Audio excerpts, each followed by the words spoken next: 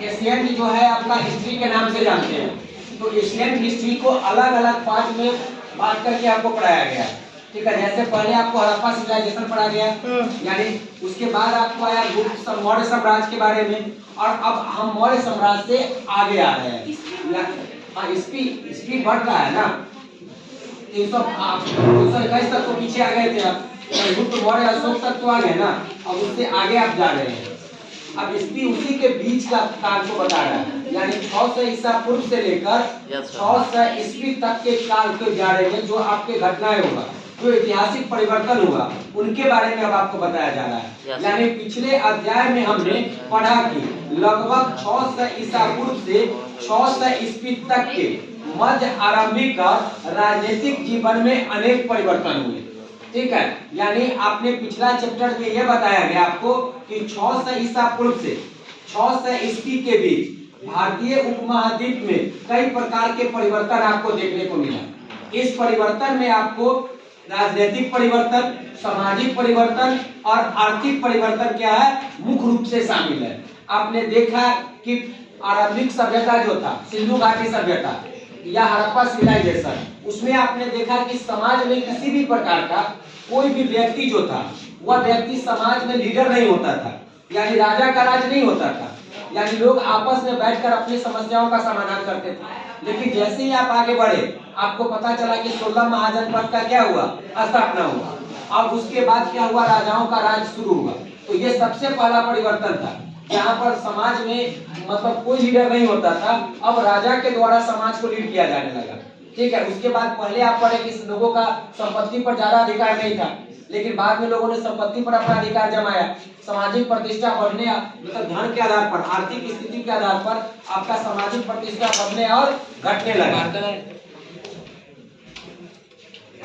अब इसमें से कुछ परिवर्तन ने समकालीन समाज पर प्रभाव छोड़ा। अब उदाहरण, वन क्षेत्रों में कृषि का विस्तार हुआ, इससे वहां रहने वाले लोगों को जीवन शैली में परिवर्तन हुआ। यानी एक ये था कि हड़प्पा सभ्यता के बाद वैसे लोग जो जंगलों में रहते थे, अब जंगल में रहने वाले लोगों को आप पढ़े हैं कि हड़प्पा सभ्यता के समय भोजन का मुख्य आधार क्या था, शिकार।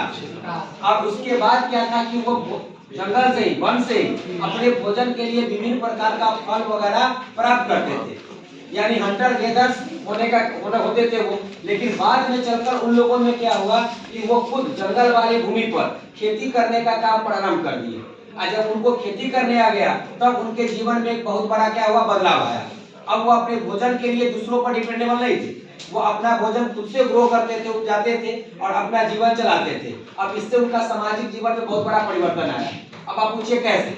तो पहले वो क्या थे कि जब खेती नहीं करते थे तो एक जंगल से दूसरे जंगल, जब एक जंगल में उनको शिकार मिलना कम होता या एक जंगल में जब उनको फल फूल मिलना कम हो जाता, तब वो दूसरे जंगल को छोड़ करके अलग चले जाते थे, यानी पहले जंगल को छोड़कर दूसरा में फिर तीसरा में। इस तरह से वो हमेशा नोमाड्स की तरह होते थे, एक जगह से दूसरे जगह भटकते रहते थे। लेकिन जब खेती करने आ गया, तो खेती करने के लिए अब उनको एक जगह पर एस्टेब्लिश होकर रहना पड़ रहा था, जिससे उनका सेटलमेंट क्या हुआ, डेवलप हुआ। तो एक एग्रीकल्चर मतलब कि शुरू हो जाने के कारण से उनका सेटलमेंट में भी क्या हो गया, बदलाव आया। और ये सारे बदलाव आपको देखने को कब मिला, 600 ईस्वी से 600 ईसा पूर्व से लेकर 600 ईस्वी के बीच, जो आपने पिछला चैप्टर में पढ़ा। अब शिल्प विशेषज्ञों ने एक विशिष्ट सामाजिक समूह का, शिल्प विशेषज्ञों में से एक विशिष्ट सामाजिक समूह का उदय हुआ। यानी कि आरंभिक सभ्यता के बाद लोगों में शिल्प कला का जो है वो विकास हुआ। शिल्प कला का विकास का अर्थ समझ में आता है? शिल्प कला का विकास का अर्थ होता है कि एक ऐसे वर्ग का उदय हुआ जो हाथों से विभिन्न प्रकार की और बहुत ही बेहतर, जो लोगों को दैनिक जीवन में उपयोग में आने वाला वस्तु है, उसका निर्माण शुरू हुआ। अब कुछ खास वर्ग के लोगों ने इस वस्तु का निर्माण करना क्या किया, शुरू किया। तो अब समाज में किसान और किसान के बाद शिल्पकार, ये दो अलग अलग वर्ग क्या हो गए, उपस्थित हो गए। अब है तथा संपत्ति के असमान वितरण। और उसके बाद आरंभिक सभ्यता के बाद पिछला चैप्टर में आपने पढ़ा कि लोगों में संपत्ति का अब असमान वितरण क्या हुआ, शुरू हुआ। अर्थात कि आर्थिक स्थिति के आधार पर अब लोग गरीब और अमीर में क्या हो गए, बंटने लगे। ये सारा चीज आपको इस चैप्टर में नहीं पढ़ाया जाएगा। ये जो पिछला चैप्टर में आप पढ़ के आए हैं वो कंक्लूजन है, ठीक है। अभी जो इसमें पढ़ाया जाएगा वो आपको आगे होगा। बात समझ में आ रहा है? ये सारा परिवर्तन आपने पिछला चैप्टर में क्या किया, नोट किया कि लोगों को जीवन में संपत्ति के जो अधिकार था उसमें परिवर्तन आया, समाज में नए नए वर्गों का उदय हुआ, ठीक है। पहले आप देखिए किसान पहले आया कि खेती करना शुरू किया, किसान के बाद किसान की जरूरत को पूरा करने के लिए वस्तु बनाने वाले लोग यानी शिल्पकार वर्ग का उदय हुआ, एक शासक वर्ग का उदय हुआ, ठीक है। धार्मिक ग्रंथों को पूरा करने के लिए मंदिर बने और धार्मिक रीति रिवाजों को पूरा करने के लिए पुरोहित यानी एक ब्राह्मण वर्ग का उदय हुआ। यानी आप पढ़े हैं कि पिछला में ही पढ़े हैं कि हमारा समाज जो था वो वर्ण के आधार पर चार अलग अलग वर्णों में ब्राह्मण, क्षत्रिय, वैश्य और शूद्रों में क्या हो गया, बंट गया। और ये सारे परिवर्तन आपका वैदिक काल में हुए। अब है इतिहासकार इन सब प्रक्रियाओं को समझने के लिए प्रायः साहित्यिक परंपराओं का उपयोग करते हैं।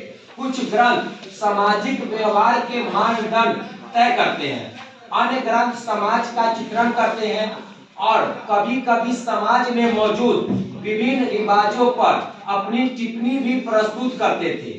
अभिलेखों से हमें समाज के कुछ ऐतिहासिक अभिनायकों की झलक मिलती है। हम देखेंगे कि प्रत्येक ग्रंथ और अभिलेख किसी समुदाय विशेष के दृष्टिकोण से लिखा जाता था। अतः यह याद रखना जरूरी हो जाता है कि ये ग्रंथ किसने लिखे, क्या लिखा गया और इनके लिए इनकी रचना हुई है। यानी इतिहासकारों को ये सारे परिवर्तन को पता करने के लिए, समाज में जो परिवर्तन हुआ था उसको पता करने के लिए उन्होंने साहित्यिक स्रोत का क्या किया, उपयोग किया। साहित्यों से उनको जानकारी मिला कि समाज में किस प्रकार का परिवर्तन और कब हुआ। तो इस परिवर्तन को जानने के बाद अब सबसे बड़ा बात इतिहासकारों के सामने यह था कि जिस ग्रंथों से उनको जानकारी प्राप्त हो रही है उस ग्रंथ का निर्माण किसने किया, ठीक है, उस ग्रंथ का निर्माण कब किया गया और उस ग्रंथ का निर्माण जो किया गया वो किसके लिए किया गया, ठीक है, किस प्रकार के परिवर्तन को दिखाने के लिए किया गया। अब इन ग्रंथों के रचना में किस भाषा का प्रयोग हुआ तथा इसका प्रचार प्रसार किस तरह हुआ। यदि हम इन ग्रंथों का प्रयोग सावधानी से करें तो समाज में प्रचलित आचार व्यवहार और रिवाजों को इतिहास लिखा जा सकता है। अब उपमहाद्वीप के सबसे समृद्ध ग्रंथों में से एक महाभारत का विश्लेषण करते हुए हम अपना ध्यान एक ऐसे विशाल महाकाव्य पर केंद्रित कर रहे हैं जो अपने वर्तमान रूप में 1 लाख श्लोकों से अधिक है और विभिन्न सामाजिक श्रेणियों व परिस्थितियों का लेखा जोखा प्रस्तुत करता है। कौन? महाभारत। चूंकि आपको पता है कि महाभारत वेद व्यास के द्वारा लिखा गया एक साहित्यिक ग्रंथ है।